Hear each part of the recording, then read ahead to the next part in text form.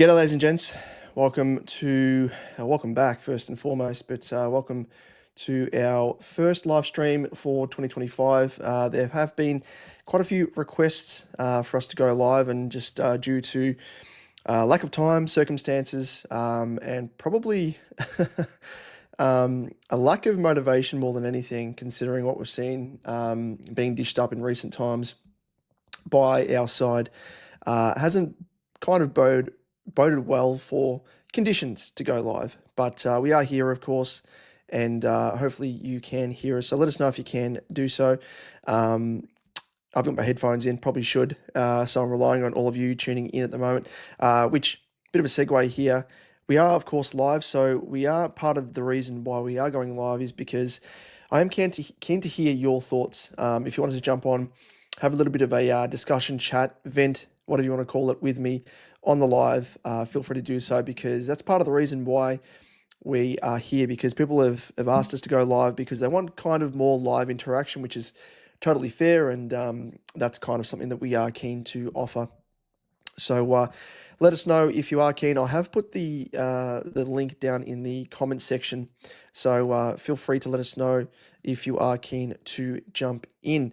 But as always, we will go through the review of the game that was, which was, of course, an absolute shit show again for the fourth time running in 2025. But yeah, that's what can we say before we delve into the stats? I mean, you probably would have seen it had you seen my preview of the game against the Pies, that expectations were really low. I think every single week on week, we're kind of realigning expectations and lowering our expectations to the point where it's just like we want the guys to come out with a bit of fight and, above all else, consistency in our game, which has been virtually non-existent, as we know.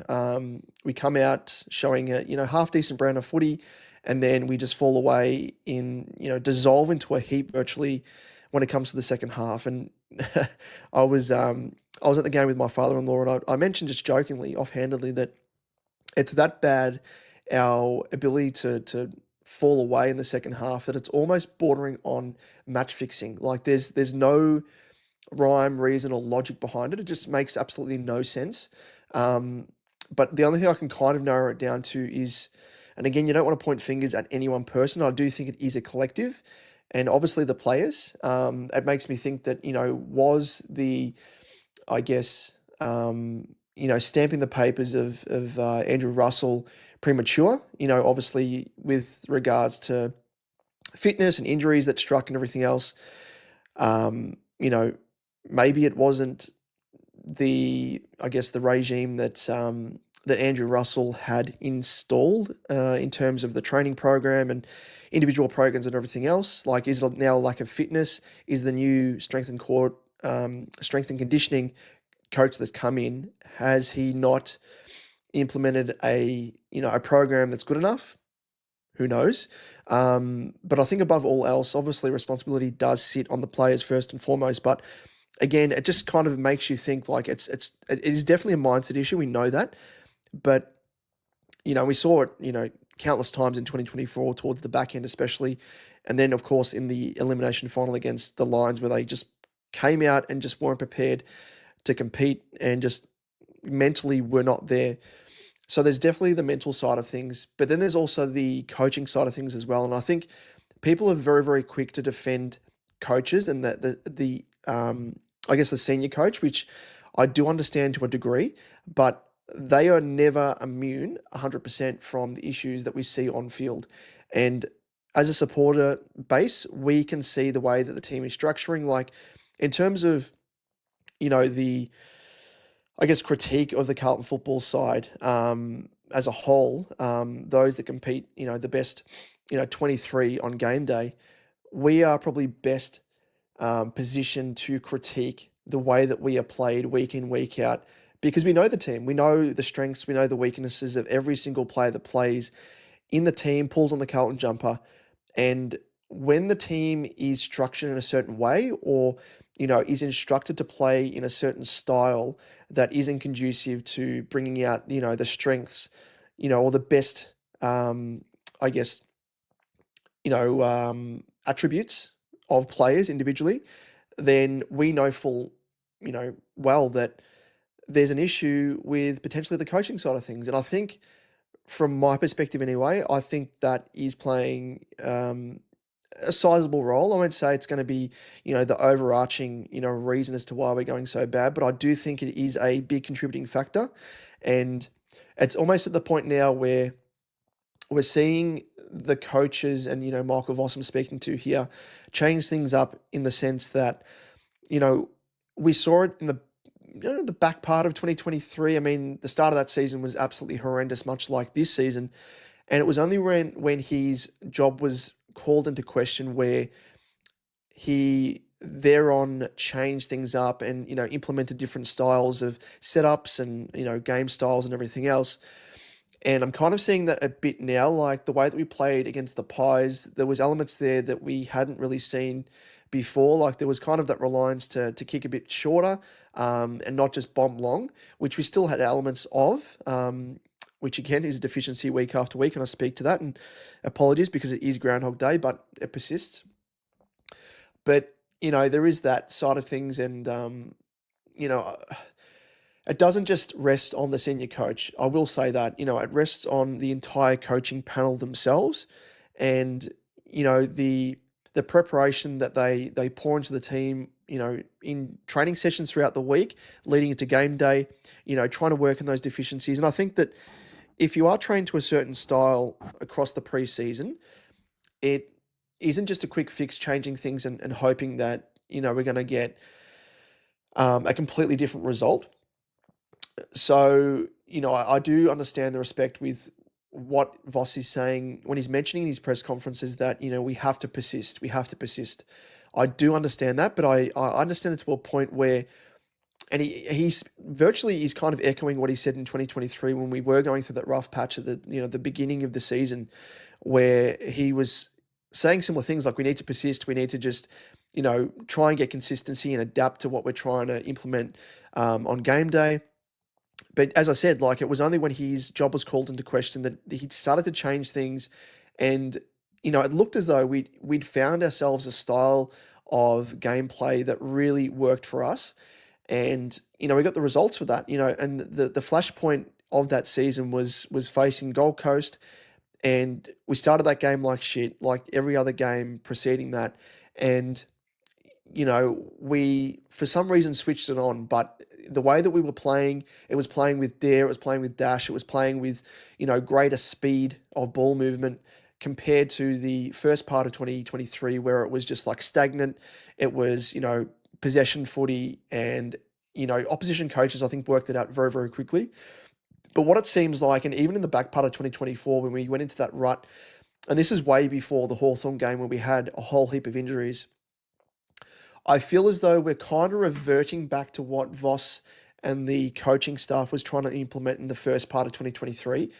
And I hate to say it, but it reeks of stubbornness. Like it's, I don't know why you changed from a good thing from what we had in the back part of 2024 that saw us go through to a prelim. It was almost like correcting for things, but overcorrecting.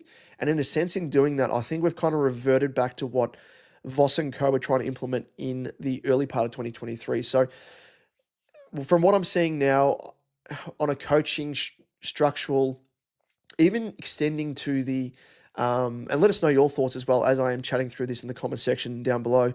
And feel free as well, if you have joined late, I have put the link in the comment section to jump on and have a bit of a chat with me if you are keen to do so. Otherwise, feel free to give your thoughts in the comment section and I will plug them up on screen as they appear. But yeah, I guess the issues that I'm talking about here even extend through to team selection.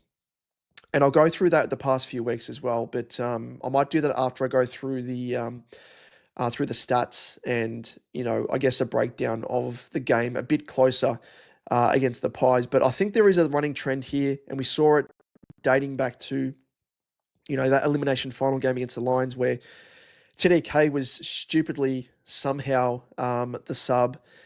Then somehow they subbed out Kennedy, who has been one of our more reliable, consistent players throughout 2024.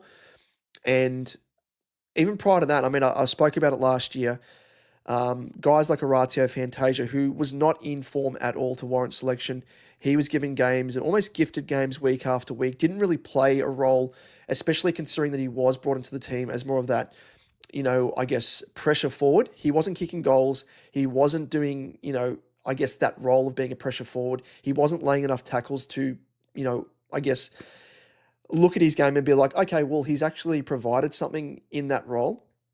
And I've seen it from then on, and it's kind of rung alarm bells for me where we're not rewarding guys that are showing good form in the VFL. Now, there is, of course, one of those is Binzi. Now, Binzi, he, has his knockers in terms of his inability to consistently dispose of the footy cleanly enough, which is fair and something that he needs to work on. But I think 2024, he had a really nice patch of form there where it wasn't being rewarded. And it's elements of that when it comes to the dynamics between the coaching and the players, where I think there's a little bit of disconnect.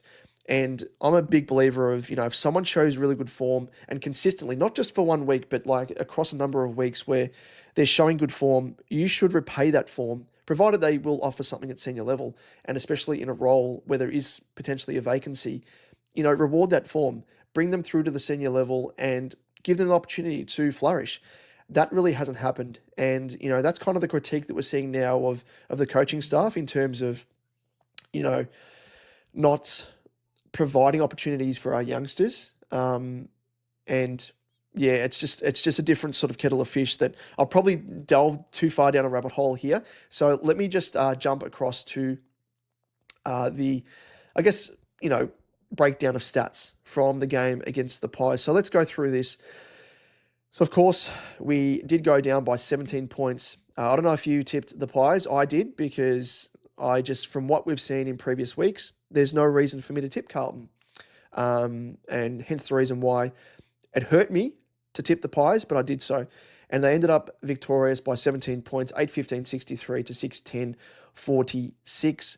And it was 23 scoring shots to 16. So that in itself, I think, shows the dominance. I always look at that first and foremost for games and stuff, just in terms of how many scoring opportunities they had. And if they kick straight, what would the true margin have been? And I think I look at this, and I know when I was at the game live and they were missing shots, especially early on, and I'm like, the margin should be much, much greater, double, if not triple. So I think it does flatter us.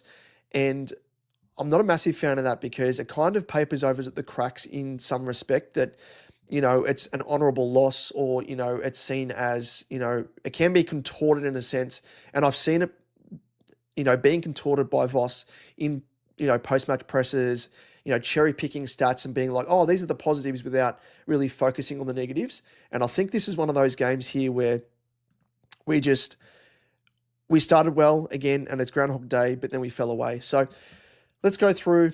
First off, let's go through the lineup. So I was just speaking to that, a bit of a segue here in terms of ins and outs.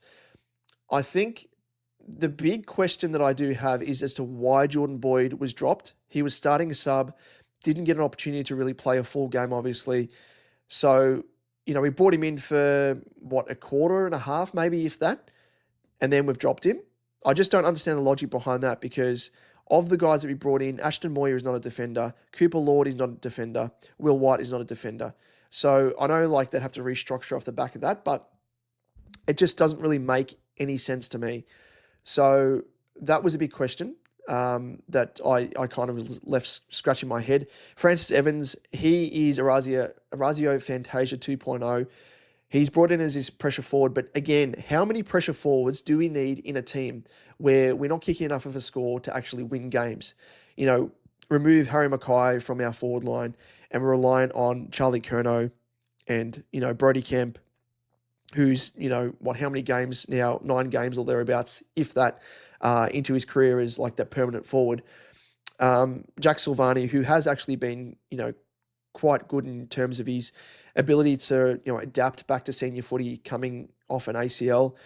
And Lewis Young, to his credit, I mean, he has his knockers, but has actually done and shown some nice things when played up forward in the past couple of games. But, Francis Evans, He doesn't fill a role. I don't know why we signed him as an SSP player. Um, you know, to me, it's kind of like throw as many darts as you can at the small forward position, and hopefully one of them will be a bullseye. That's not the way footy works. Like you have to bring in the talent, you have to develop the talent. And if you bring in a player that, mind you, Francis Evans has actually had two opportunities at two previous clubs, it's like, what are the chances of him turning things around miraculously at his third club at Carlton? It just doesn't make sense. But again, he's not providing. I mean, he doesn't get his hands on the footy enough to make an impact. I will say that in terms of his positioning, his ability to provide pressure is good, but it's not good enough for senior level. Maybe for VFL, but not senior level. So nothing against good old Frank the Tank, but I hope I don't see him at senior level again, because if we do, that is a sign that we are lacking in quality depth. And it is at the moment. The fact that he was able to play from the get-go is incredible. But that's enough about poor Frankie the Tank Evans. Matty Cottrell, I think he was probably, in my eyes, a little bit fortunate in a sense that he's copped a little bit of a niggle and was omitted off the back of that, because I don't think he's actually been that good. He's shown, some nice patches of form, but overall, I think he's kind of been a little bit lacking when we are thinking about Matty Cottrell at his peak. Hasn't been the Matty Cottrell that we want in the senior team. Ashton Moyer, I think, he kind of, I was hoping to see him in round one, especially off the back end of what he produced in 2024. Just that continuity, lift his confidence, and try to develop talent. That's what I spoke about earlier, like in terms of bringing in these new talented, youngsters. Ashton Moyer, he showed a fair bit of talent in flashes. Harbour that talent, bring him into the senior team. But, now it's kind of taken up until round four where, he's probably taken a little bit of a hit with his confidence, maybe questioning himself. Do I belong at senior level? To his credit, worked his way back to the team and, probably didn't do enough, unfortunately, but I do hope that he does get more of an opportunity, because I just think it's unfair, really. Cooper Lord, he's someone that should not have been dropped. He is someone that should not have been subbed or been the starting sub in previous games. Again, it's these calls that the coaches are making that make absolutely no sense. We get rid of the likes of, Matty Kennedy. We get rid of the likes of Carroll, his depth. And from the outside looking in, we think, okay, Cooper Lord, from what he showed, especially in the back part of 2024, looked really, really good. I don't know, those of you out there tuning in, if you have watched much of Cooper Lord at VFL level, he belongs at senior level. He is someone that can adapt to the pace of the game and has done so. And he's another guy at the coalface that I think we do need. And we can't just have the, utmost reliance upon Cripper to be shouldering that load, first and foremost. So that is a big, big issue. So Cooper Lord coming back to the team on this occasion is 100% a big tick. Big cross as to why he was taken out of the team. Big cross as to why he has been the starting sub and subbed out of games. Just doesn't make sense. Will White, someone who has shown form in the VFL, and I think, as I spoke about earlier, rewarding guys that have shown form in the VFL is a big, big thing that I think needs to be realised and I think done a little bit more. So good to see Will White. I think he came off 4 goals the round prior to, of course, Carlton VFL team having a bye. So it was good to see he was getting repaid that good form. So, he actually showed some really good patches, we'll admit. And from what we saw, I was very, very keen to see more of him. So that's kind of the ins and outs. I don't think in terms of those guys that, missed out. I can't think of anyone. I mean, apart from Jordan Boyd, of course. Matt Carroll, maybe. He's someone that showed really good signs, especially against the Saints in that practice game. And I thought maybe they'll give him, a debut in round one. Wasn't to be. I mean, hard to sort of break into the defense that we have had on paper that looks quite strong.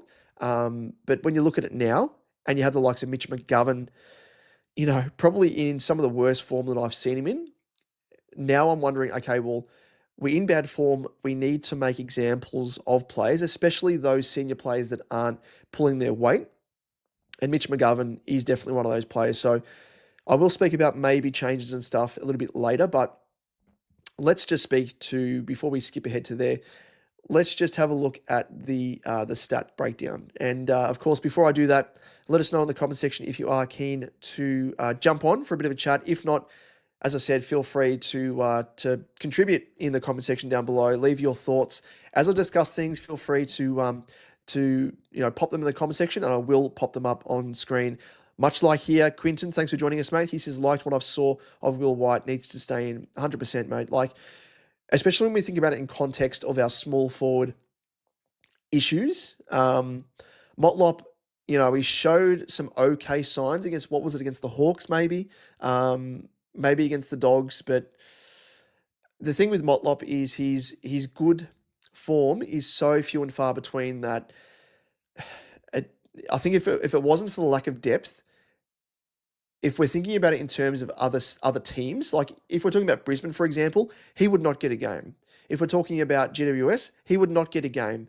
That's the easiest way to sort of, I guess, contextualize things of whether or not they're worthy of being in the Carlton senior team, which I don't think he really deserves it. And that was part of my, I guess, being so hesitant to trade the likes of Matt Owies, because we had to be therefore so reliant upon Motlop to really take big steps and big strides in his game and development, which we haven't really seen. We're used to seeing, small maybe steps in a player's development to then, I guess, indicate that down the line he's going to be a good player. We've seen flashes of that with Motlop, but it hasn't been consistent enough, and not consistent enough for me to really warrant to have him in the senior team. In all honesty, when I was actually, I'd wrote down, and probably should have done a video on this heading into round one, but I did not have Motlop in my starting team. I actually had Ashton Moyer in the starting team. I don't know, Moyer's a little bit taller, but he can play that mid-size, Jack Martin type role, good leap, good at his feet as well, and play the sort of that bit part role. So Motlop, again, I think he's kind of falling into that mold of maybe being gifted games, but it is good to see that, as you say there, Will White has come into the team and will be able to put pressure on the likes of Motlop and everyone else as well. So, and it kind of speaks to our lack of depth as well. The fact that we have kind of taken Zachy Williams out of defence and kind of plopped him in the forward line, hoping that he would sort of fill that vacancy in that mold. Even last year, as we know, he's kind of that bit part player, but yeah, it just reeks of not knowing and not having the cattle on the park to really get the best out of the team. So I'm a little bit annoyed with that, but I am holding out hope for good old Whitey.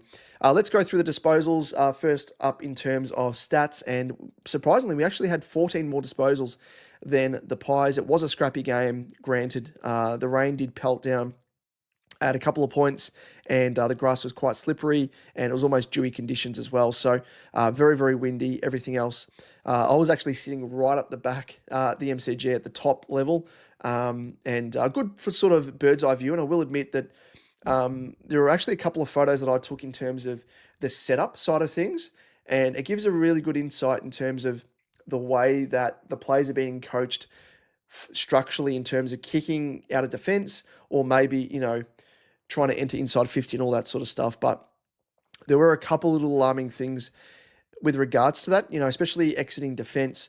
Collingwood players will actually be goal side of our goals because they know that we would just bomb it long and they would be waiting to take the mark. And, it's sort of that panic kicking, and I speak to it every single week after week, that being the way the opposition teams man up on us when we are trying to exit defensive 50, because it is panicked. All they need to do is just press in and, create a pressure environment, and they could have 1, 2, 3, maybe even 4 players in an arc just outside forward 50 or sort of defensive 50 for us.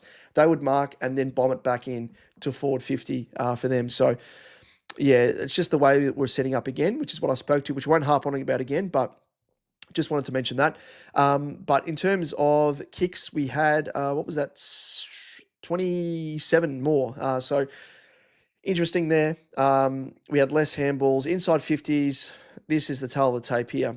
57 inside 50s to Collingwood to our 44. So 13 more inside 50s than us, which just is incredible. Our average for the year Probably isn't the best. 54.8, Collingwood's 56.8, but we fell very, very short. Just not good enough. Disposal efficiency, surprisingly, was actually quite even. They beat us by 0.1%. Efficiency inside 50, this is always an issue, and we talk about it in terms of the way that we enter forward 50. Again, just bombing it aimlessly. There's no leading patterns. There's no kicking to blokes on the lead.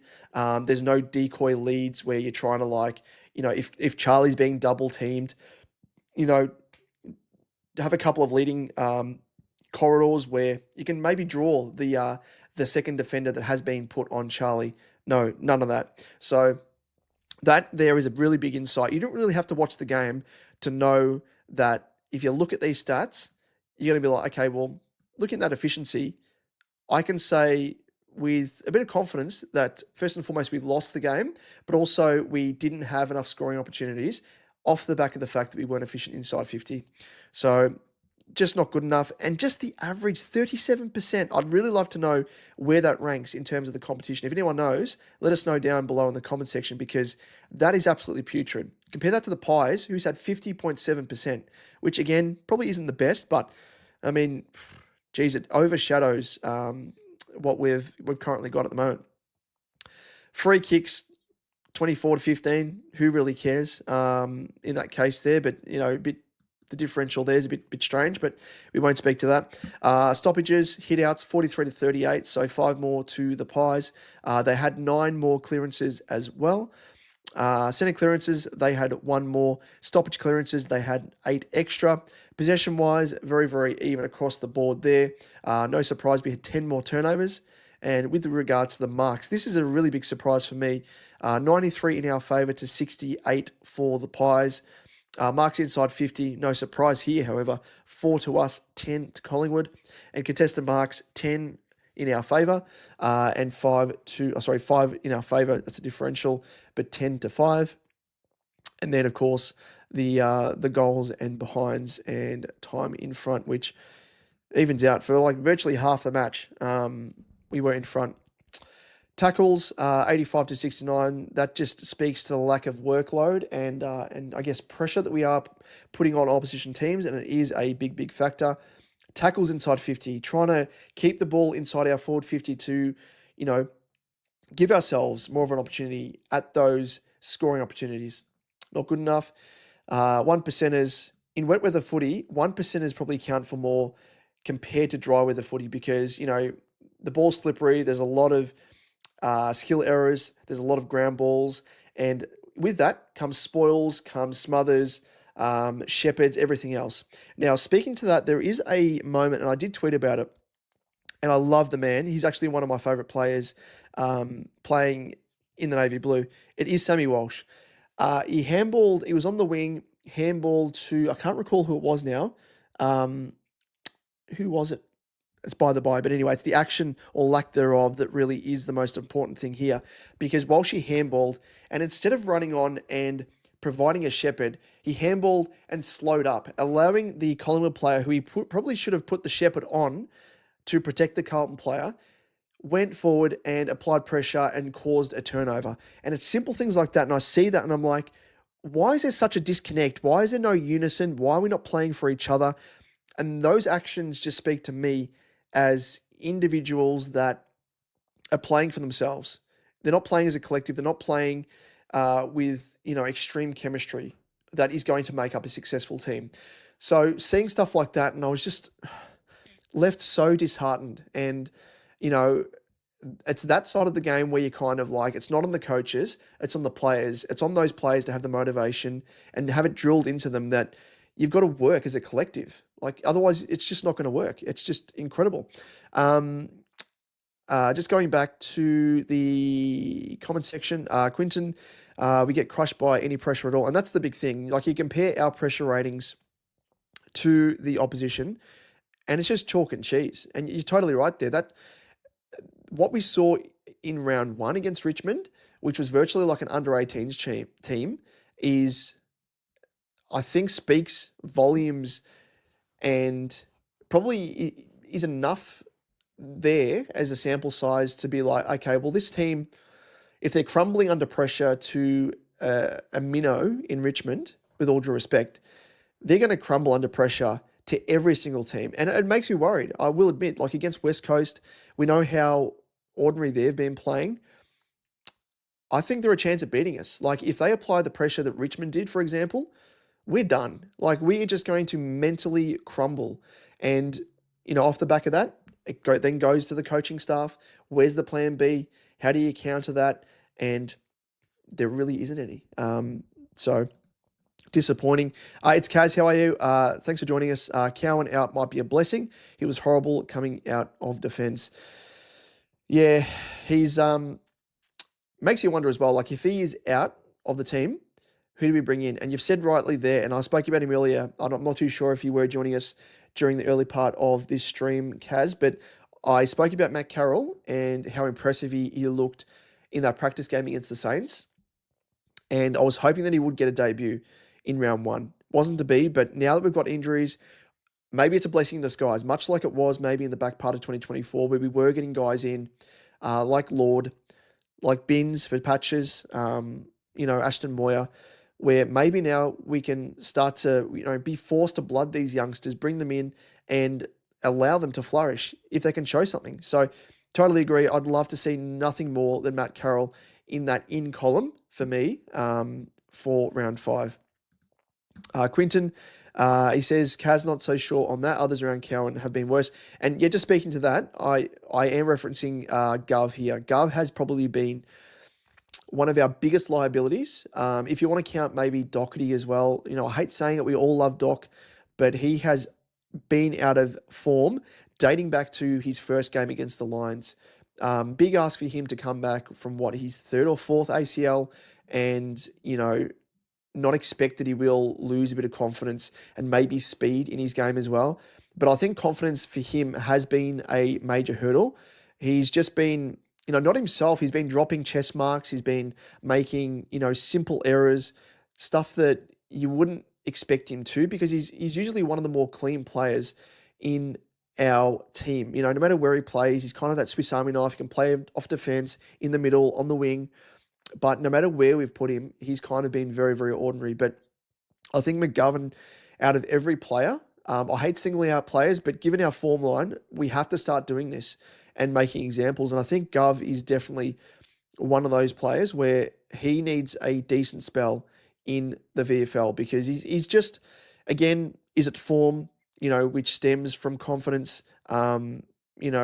Maybe. Has he dropped off the pace? Is he not, pulling his weight as a senior player in the team? Maybe. I think all the above kind of ticks the box for giving him a spell in the VFL. So if I was, on the coaching panel, if I was senior coach, I would be definitely having a chat to Gov and be like, look, with all due respect, mate, you're out of form, but you need to go back to the VFL, because what you're producing at senior level isn't good enough. That's going to allow us to, get the win that we're after. And we have to set standards. And, he goes back for maybe a week, 2, see how he goes. And yeah, he has been one of the more valuable players. And we have seen when he has been out of the team, like last year when he got injured, we suffered because we desperately needed his ability to read the play, his, great marking skills and everything else. But from what he's producing now compared to, even last year, it's chalk and cheese. So I think he just needs that wake-up call to do that and awaken something within him. I don't know. Kaz just replied to Quinton and said, true. I have decently high expectations of Cowan. I think he's usually pretty handy. He is. I'm actually a fan of Cowan. I think he's quite underrated. And what he produced in 2024 was I think, in my eyes, a breakout season. So happy for him to stay in the team. But, if it is a forced change off the back of injury, that's fair enough. So that's that. Quinton, Cowan's locked into the back pocket role, which lessens his natural ability to be a running half-back. That's very true. Maybe Boyd need to play the lockdown role and open up Cowan to allow him to run it out of defensive 50. In saying that, my first initial thought is that when Tassie come into the competition, I have no doubt that they're going to try and target Cowan, local Tassie boy. But knowing, and you've spoken about it there, his run and carry, he's very much a Tom Stewart, and he was likened to Tom Stewart in his junior years. But if you watched him in his under 18 champs, in his highlights there, you can see why, you know, we liken him to Tom Stewart. He's got that rebound, he's got that ability to read the play, intercept marking, everything else. But he's kind of broken out in that mold now where I think we should kind of give him that lease on life. But even speaking to that, Quinton, as well, like Adam Sard, we've been calling for how many seasons now? Go back to using him as an attacking defender. Like, I know he can have those strong assets in his game where he can be a bit of a more of an accountable defender and more of a lockdown defender, but I think what he offers in an attacking sense is far greater to what he offers in a defensive sense. He's kicking and field kicking as well. When he does have time and space, he can break lines. We know all about that, but his kicking is underrated, despite the fact he does just bomb it long half the time, and we all go woof. Quite, comically at times when he goes a 15-meter kick, and we all say woof. But that's one thing I'd love to see when we're talking about defense and the way that we could be changing things up and maybe, throwing caution to the wind and playing with a bit more dare, using the corridor a bit more.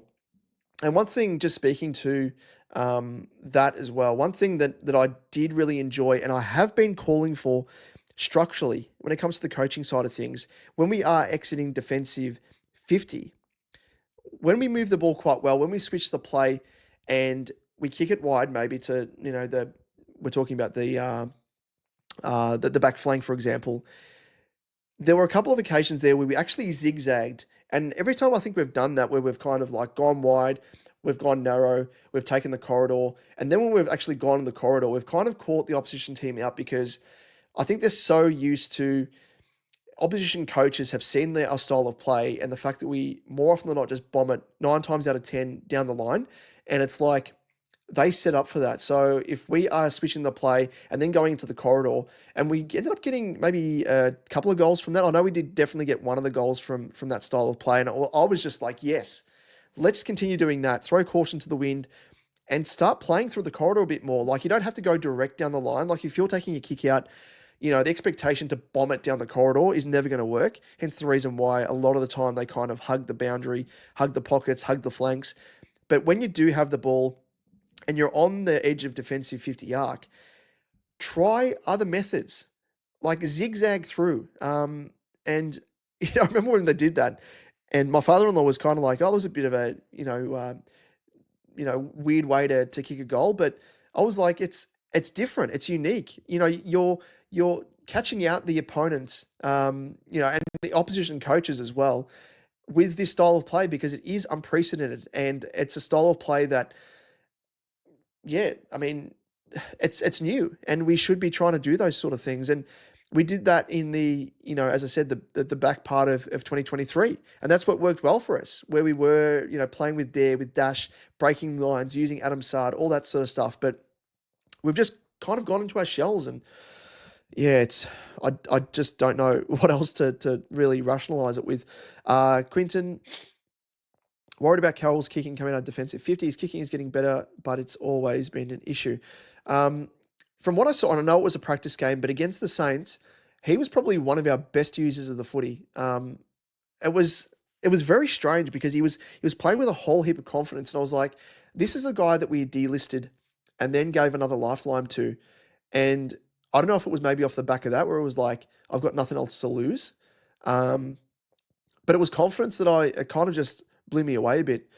So I'd be keen. I mean, confidence and, kicking is intrinsically linked, I think. And, giving him opportunity at senior level with that might actually allow him over time. I mean, it's not going to happen overnight, but I think what he can offer is probably better than what Gov's offering at the moment. So I'd be quite happy to swing that change.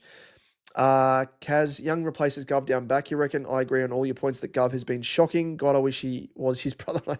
We all do. We all do. Usually the younger brothers, usually the most talented, aren't they? But I don't know. It is strange because, we've used Young as a forward. I'm surprised that we haven't used McGovern because he was kind of brought into the competition as traditionally a forward. Then he was used as a defender. And then when he came to us, I think he was played as a forward from memory, which is around about the time that I was working at the club back in 2018.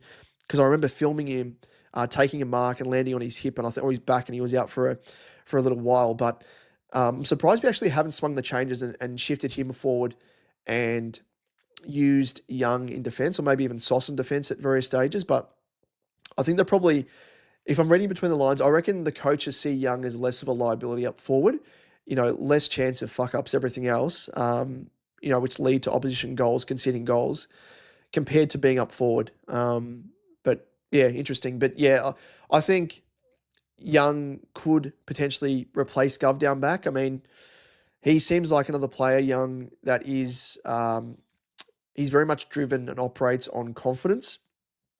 Depending on matchup, I think he can be found out. But yeah, potentially, maybe.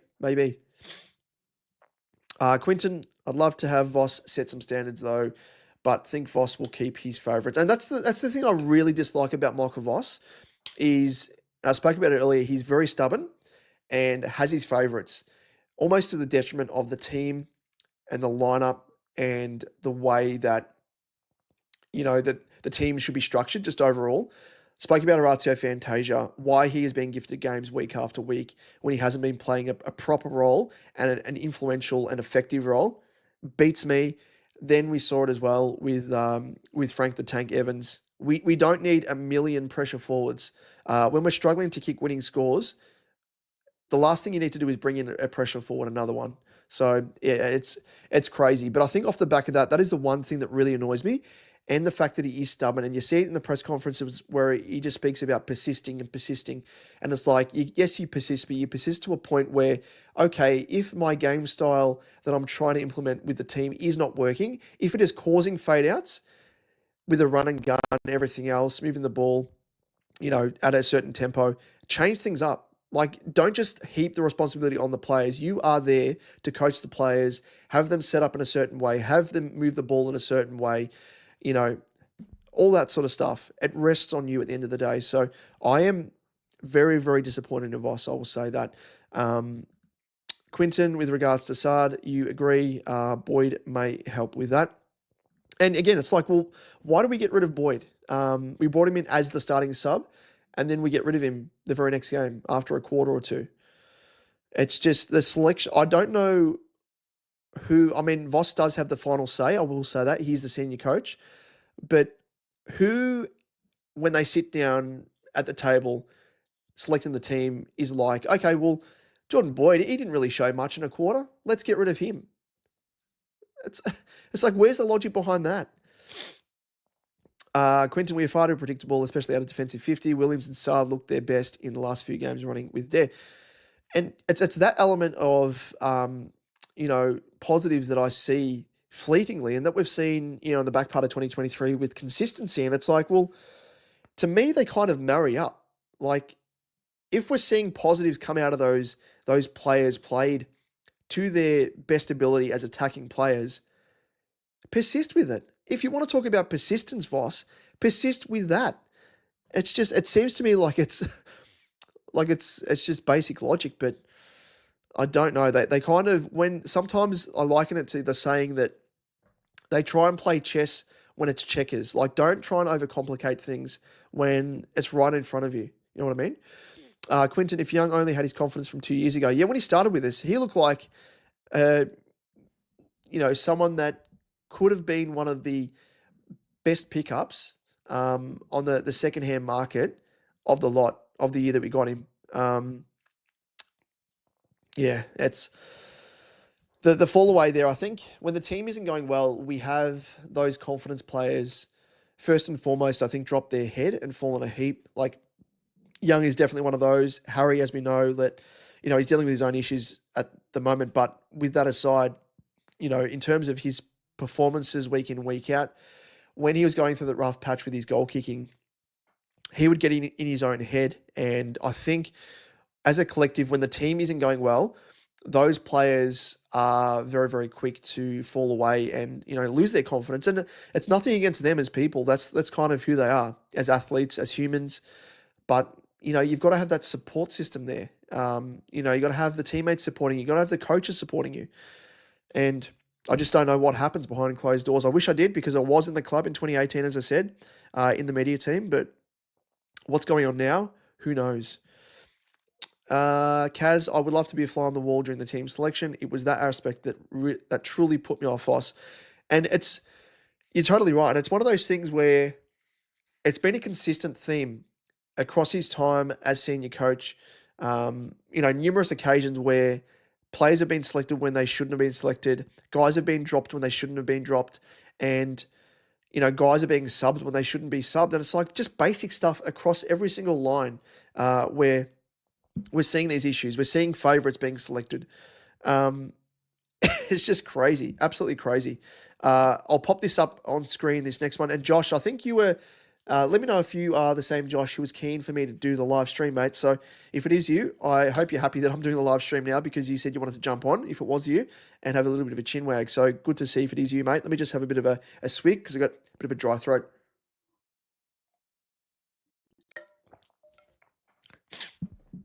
Um, so Josh, you have said Doherty retire. It sounds harsh, but I think from what he's outputting at the moment, he probably doesn't need to be told that he needs to retire. I think he probably knows himself that he's not able to perform to the level that he has been previously.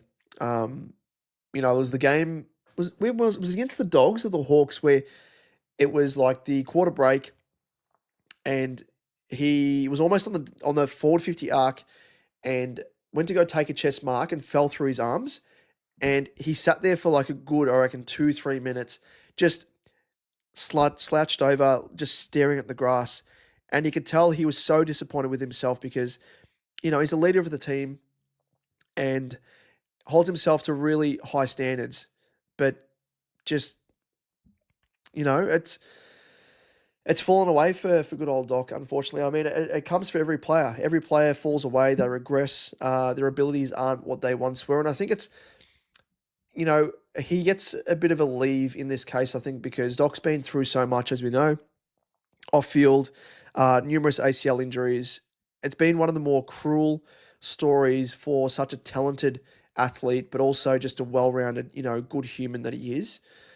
But yeah, it's kind of, I think he's aware of that 100%, Josh, that he he's not the same player that he once was, which is such a shame because to come back from his previous knee injury, he was showing the sort of form that, it was kind of the heights of Doherty, breaking lines. He was, so effective in his disposal and he's just a shadow of what he once was. Such a shame. It really is. Kaz, surely Doc can step into a coaching role. No worries. He will, 100%. And I think he's been doing that when he has been injured. He's been stepping up his role from week to week on like training sessions and stuff. And I think he's kind of being groomed to step into a coaching role, which is great because I think he's got such a good footy brain. He's such a good leader. And, to have that maturity of when he stepped down from that co-captaincy as well, he's such a selfless player, which hurts even more to see the way that he's playing at the moment. And it's like he's such a good leader, such a good human, everything else that, yeah, it really does hurt you to see. G'day, Studi. Wish we took Sidra. Now, you are a Tigers man, Studi. So are you talking about Richmond themselves or are you talking about Carlton? Thoughts on Matt Kennedy game? He played incredible, Matt Kennedy, against us in the Dogs game the other week as well. Really did throw dirt in the faces of our recruiting team and the coaching staff, I think. I was not a big fan of getting rid of him. As I said, he was one of the constants in our team in terms of reliability, everything else. He's the only, and I spoke about it during the trade period, the only time that I would have been satisfied or, happy enough to get rid of him would be if we were to get something decent in return. And I'm talking about like a top 20 pick, which we didn't get. I mean, the pick that we got for him in that, what was it, three-way deal with the Bulldogs and St Kilda and us was pretty shit. Not good return at all. Not good returning. And yeah, totally right. Kennedy did not deserve to be treated so poorly by Voss. And I think that was a nail in the coffin. Like, a lot was spoken about the want to have consistent opportunity in the engine room, but I think it probably came about off the back of the way he was treated by not just Voss, but the coaching staff themselves. So yeah, it's such a shame, and it gets back to that, the dynamic between coaches and players, and it lends me to think that the way that, like, off the back of this is kind of giving an insight into the dynamic between Voss, the other assistant coaches, and the playing group themselves. And I hate the phrase, like, the coaches lost the players, but maybe there's elements of that as well. The way that Carlton are playing as well, are they playing with a little bit of disdain against the coach? I think there's always, you look across the journey, and you don't really have to look at Carlton, under Teague, Bolton. You look to potentially, other teams like GW West when they sacked their previous coach. They were so shit. They were down in the doldrums. Leon Cameron, they didn't want to play for him at all. Adam Simpson is a bit hard to talk to because, West Coast kind of just bottomed out. They were filled with youngsters, and I don't think it really had much to do with Adam Simpson, because I do think he's a really, really good coach when it comes to the relationship side of things.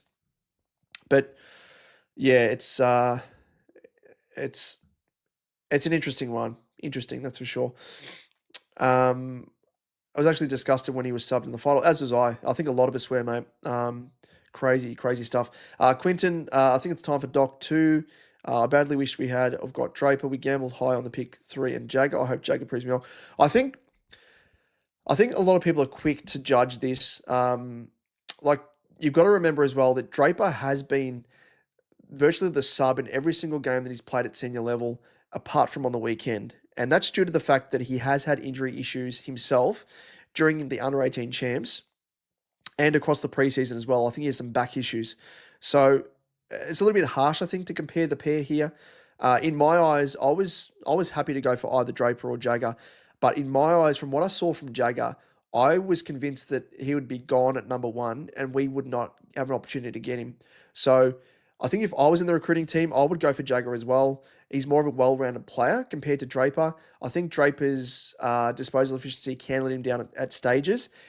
And Jagger kind of has a little bit of crossover in terms of his ability to, like his evasiveness, which is like Draper. Draper's probably the height of evasiveness, spinning out of tackles, all that sort of stuff. I think from what I saw of Jagger, he's kind of like a mini Dacos with a different style to him. So I am very, very bullish on Jagger. It's such a shame that, he did his ACL before he even got a chance to prove himself. But he will come back bigger and better than ever next season. And I have no doubt he's going to adapt at senior level.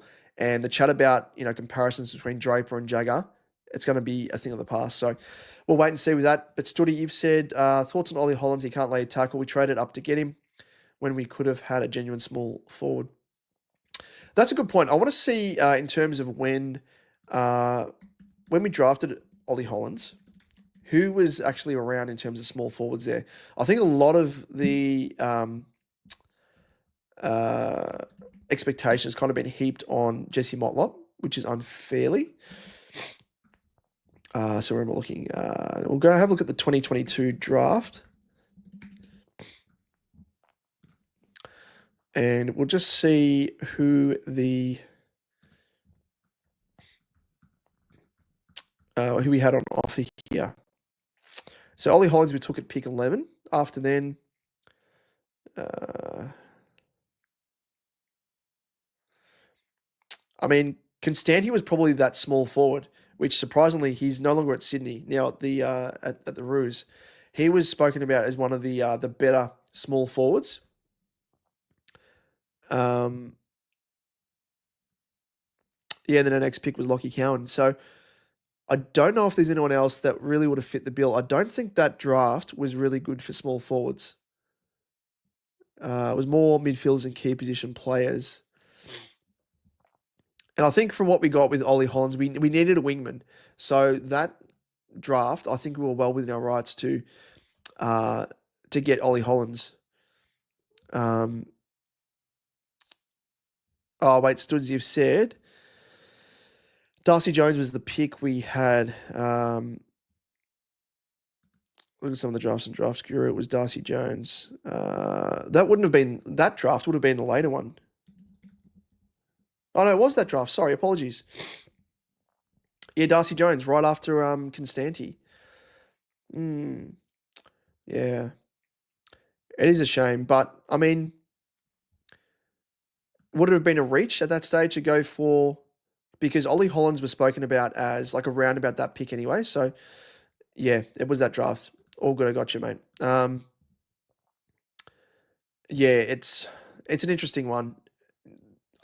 It's really hard to look back and be like in retrospect because it's kind of like the hindsight, Captain Hindsight. It's so easy to talk about in retrospect, but at the time, the beauty is picking up those players that, at the time, Darcy Jones was, from what I've read about him, he showed really good qualities, but undersized everything else. There's questions about his ability to adapt to senior level. Um, so I think those question marks compared to Ollie Hollands, for example, Ollie Hollands was showing like the hallmarks of being, a really good wingman, great endurance, everything else. So I don't really, I'm not pissed at the club for doing that because at the time it probably would have looked like a home run. And I think Ollie Hollands is kind of unfairly um, mistreated in a sense at various stages. I don't think he probably can adapt to what he has been trying to. The coaches are trying to groom him to be a defensive player or more of that rebounding half-backer. I think he is more of a wingman. Like, just put him back on the wing and go from there. Sorry, I don't know if I've missed some, what do you call it, messages here, but yep, agreed on Kennedy, says Quinton. Studi, thoughts on Zach Fisher, Liam Stock, and Paddy Dow, Will Setterfield, Lockie O'Brien, Josh Honey, Matt Owies, Jack Carroll, Tom Williamson, Oscar McDonald. I know, mate. They're all shit kickers, really. Like, we did the right thing by getting rid of Zach Fisher, 100%. Trading up for Liam Stocker, I mean, that's a sauce move. That was pretty stupid. Paddy Dow, going for Paddy Dow ahead of LDU was probably one of our stupidest mistakes that we've made with a high draft pick. I was actually working that draft. I was working at Collingwood at the time, and that draft was in Adelaide from memory. Made the trip, and I remember I was so keen for us to go for LDU, but from what was being spoken about Dow, it was like, yeah, he had some deficiencies, but could have worked on them and, a decent pick in itself. So yeah, that hurts. But yeah, there's so many guys there. Lockie O'Brien, what we picked up at pick 10, just a guy with questionable kicking. And like, there was actually articles written about him working on his kicking at the time and just stupid stuff. But just our drafting across the journey has been pretty ordinary. We've been able to get some okay players, but as you say, they're depth players are where the issue is with the team, I think. Yep, yeah, they're very good, exactly. Spoke to that. Quinton Kennedy is a pick of the bunch for depth. As for Draper, he's the silk we needed outside of the contest. Not knocking Jagger. We saw parts of Draper's game that added more to our current midfield. We were interested in Darcy Jones. How has Voss went to see Draper's house for nothing? Oh, they normally do that. They have follow-up. So they obviously do an official interview. Then they do a follow-up interview. So that to me says that he was in calculations, and it would have been a case of if Jagger was taken with a pick before ours, Sid Draper would have been our pick. So they would have done the exact same thing with Jagger. They would have done a follow-up interview with that. Yeah, I mean, it's depressing doing that, mate. Quinton, Ollie needs to play more offensive side of the wing play. Let Akers play the 100%, Quinton, 100%. And it goes back to the way that Voss is using players and trying to mold players into what they're not. And I cast our minds back to 2024. There was 2 games, maybe 3, where Chera was being used off half back. It was when Jordan Boyd was injured his foot, I think, from memory. And for some unknown, stupid, psychotic reason, he played Chera off halfback, who has never played in that role before and experimented during a stage of our season where we couldn't afford to experiment. And yet he did so. And he's doing a similar thing with Ollie, trying to, get him to play, I guess his offensive side of his game is good, but to play halfback, you still need to have a defensive part of your game, because on the rebound, if you're not manning up in your opponent, you're going to get sliced open by your opponent. So 100%, let Ollie play on the wing, be more offensive, and Akers, who is that defensive, it's his bread and butter. So needs to just go back to basics, as we say. I don't know what Voss is trying to do, really. What's he trying to do? It really does make you wonder, doesn't it? It really does make you wonder.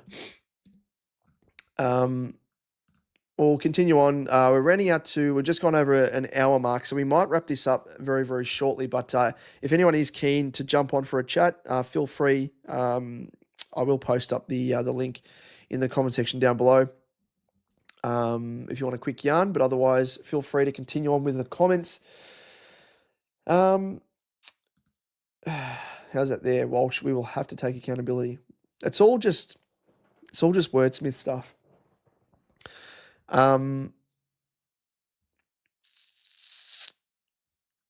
Bluebaggers, please do your best 22 on zero. Hang on, I want to see who's in your best 22.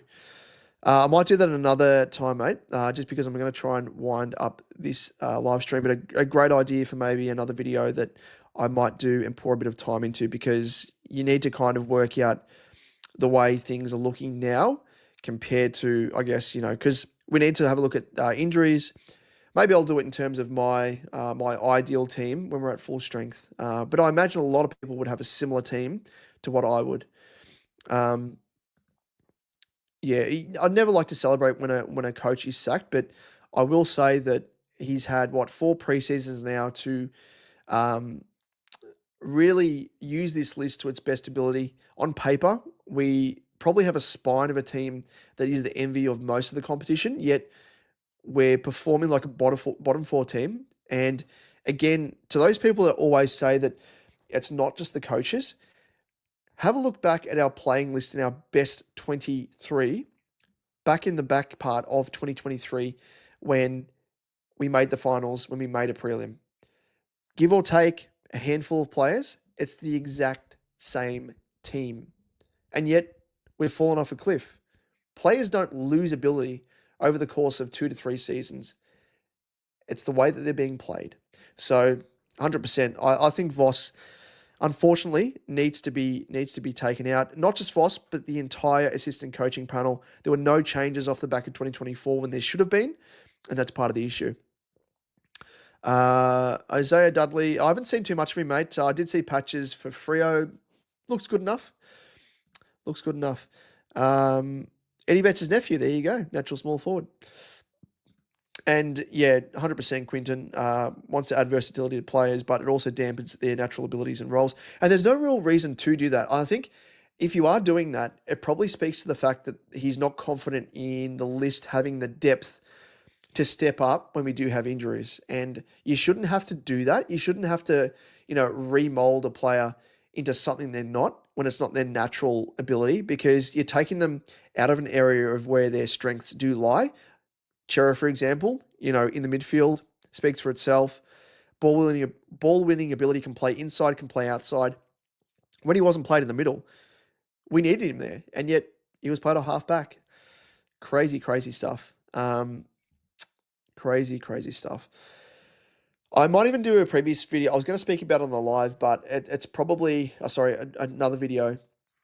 I was going to chat about my time working at the Carlton Football Club and what I think, from what I experienced and saw there, were kind of seeds to what we're seeing now. And I'm talking about the mindset when it comes to, the way the club functions, the way each department functions. And, a lot has been spoken about. If you watch Blue Abroad, Terry's awesome channel, he's spoken about it as well. Pommy has as well.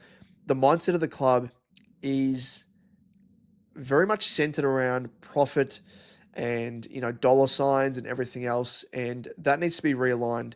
I might speak about that in another video, and I might take some questions, Q&As, all that sort of stuff, because there were some people that were keen, off the back of when I featured on Terry's channel, um, to, chat about that a little bit more. But yeah, there's a big issue there, I think, with regards to that. But I am confident in Graham Wright now being at the team. He's a man of action. He's a man of great pride, and wants to get the best out of the footy department side of things. So I do think that with him there, the mindset and approach to, I guess, realigning things from not just being a business, or a corporation that is trying to bring in as much money as possible, to switch their mindsets to becoming more footy focused, being, because we are there end of the day to focus and win premierships.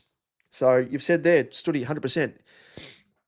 Big issue is they treat it as a business, not a football club. And end of the day, if we're there to win flags, what are you there for? So that's a big issue. Graham Wright is going to walk after next year. Once the higher ups don't let him do what he wants, he's going to have to. That's the thing. Like, the beauty of Graham Wright being there is he's going to take over from the old man Cook, and his style is very, very different to Graham Wright. Cook is very much a sit back and let things play out, and doesn't really like to meddle with things, which I appreciate, but also at the same time, you have to be reactive to things that aren't working. So I think with Graham Wright coming in with his style, I think he's going to be a very, very good thing, considering that we do need action, we do need changes off the back of what we've seen. And he's going to ring changes. Brad Lloyd, see you later, Brad Lloyd. He's going to be out of the role. He's been in the role for about 8 years. Should have been held accountable much, much earlier with what is going on in terms of the way, expectations, KPIs, all that sort of stuff, with the senior coach, assistant coaches, everything else. I think he's become a little bit too, I guess, comfortable in the role, where he's not holding people to account. And end of the day, the appointments fall on his head. The appointments of Michael Voss, David Teague, Brendan Bolton. But even more than that, I think, is a lack of support from senior assistant coaches across the journey, which has been a really, really big deficiency, I think, in our coaching staff, which he has overseen. I mean, he's not going to fix everything. That's the thing. The beauty is that he's going to come in and make the right moves, I think, Studi. He's someone that, like, I was at the Pies working at Collingwood in their media team as a video guy from 2015 to 2018, and then crossed over to Carlton to head up their video team, and worked with another guy who you might know, Walsh. Jeff Walsh is now doing some stuff, I think, in the AFL side of things, but he's got a very, very similar approach to what Graham Wright does. He's very, very stern. He's a guy that you don't want to cross, basically. He's a guy that gets shit done, and he was someone that I respected, and I think a lot of people respected on the footy department side of things, because of the fact that he didn't take shit.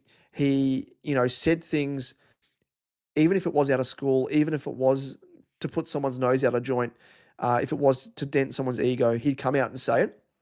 So that's why I'm very, very optimistic and bullish, because having been in that footy environment at the Pies at that time, and things needed to change, I'm confident that Wright can do a similar thing. Graham Wright wants to clear out the board. He won't clear out the board, unfortunately. He doesn't quite have that power, but maybe he might plant some seeds, and we'll see how we go. But I think there are some key changes that need to be made at board level. Quinton, please don't keen to listen on that. Have heard from the outside too. A few whispers. Can remember Pommy and Terry said so too. Yeah, it's disappointing. It's disappointing because 2018 I was there, and 7 years on, and it's virtually the same thing, if not, I think, ramped up a bit more. Where it's just about dollar signs. It's about being a corporation. It's about being a business, first and foremost. So I might speak to that. And maybe even before I do the live stream, open up the platform for some questions to come in, and I'll come prepared with a few answers, so I'm not just sort of operating on the fly, so I can churn through them quick, smart. Quinton, we might end things here. I am conscious of everyone's time, and I'm very appreciative of it as well, because I think we've got 10 people tuning at the moment. So thanks as always for tuning in, and your company first and foremost. So that's always a pleasure. But you've said Lloydie has to go, and he does. He's had enough time, and you've got to go. If you're not performing, you've got to go. If anyone wants to jump on, I'll leave it open for a couple of minutes. I might do that. That is the link there if anyone wants to jump on. But otherwise, we might wrap things up. We might just quickly look. We'll, of course, do a preview ahead of the West Coast game. But let us know your thoughts as well in terms of changes you'd like to see heading into that game. And the question, which probably speaks for itself in terms of answer, if we don't beat West Coast, is Voss gone? I spoke about Cook being someone that doesn't really want to take action, probably more than likely won't want to sack Voss, but surely we've painted ourselves into a corner. If we cannot beat the team that is bottom of the table, he's got to go. I'm sorry, there has to be a circuit breaker, and he's got to go. But I think there's going to be a review at the end of the season anyway. Quinton, you've said yep, and yeah, I think it has to be. It has to be. I wouldn't be surprised as well that, the season itself is virtually up the shitter. To come back from 0-4 and make finals, let alone make top four, it's virtually an impossibility. So I'm of the notion that if you have someone that's in the senior coaching position that won't be there in all likelihood next year, just bite the bullet. Just get rid of him. Refresh the team, refresh their mindset, and there are a couple of good coaches out there, and I think Adam Simpson's one of those. But Horst Longmire, I think he is definitely head and shoulders above the rest. Like, he's been in the game for a fair while. He's taken Sydney to how many grand finals now? I know he hasn't really won the ultimate, but I do respect him as a very, very good tactician. And again, it comes down to having good assistant coaches as well. So we really need to do our due diligence in getting those good assistant coaches to come into the team. And we'll hopefully build from there. But we'll wait and see how we go against the Eagles. Quinton, you've said I'm a West Aussie Carlton man. I'll never not hear it from my workmates. Oh, apologies, mate. That's must be hard. Must be hard if that does happen. Thankfully, we do have good history against the Eagles.